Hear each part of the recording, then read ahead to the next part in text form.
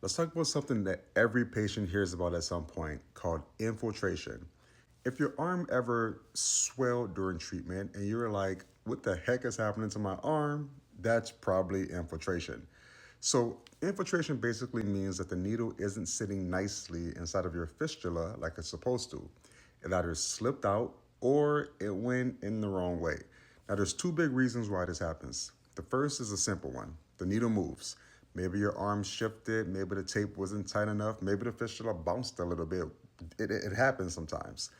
But then there's the other way, something called backwalling. So backwalling means that the needle goes in the fistula, but it pops out the other end of the fistula. Like it went straight through the tunnel instead of stopping inside of the tunnel like it's supposed to.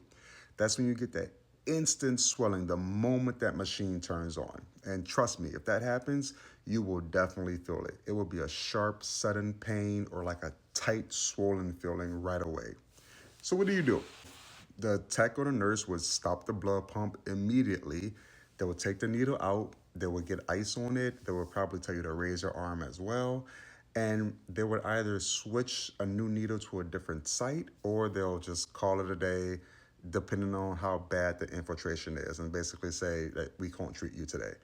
And what you can do to help prevent infiltration is one, most important, keep your arm very still, especially during cannulation when they're putting that needle in your arm. Don't bend your arm while you're on treatment.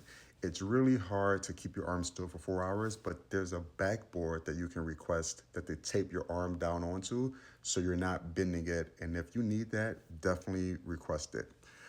If the needle feels weird going in, say something. You know your access site better than anybody else. If you feel something weird, let someone know.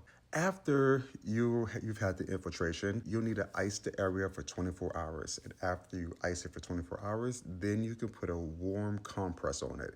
Bruising is normal and it's definitely going to happen. Just make sure on your next treatment you show that area to whoever is cannulating you so they know to avoid that area. Now, infiltration is annoying, but it's very common and it's very manageable. It doesn't mean anything's wrong with you. It doesn't mean anything's wrong with your team. It's just something that happens during dialysis sometimes. Take care. Ciao.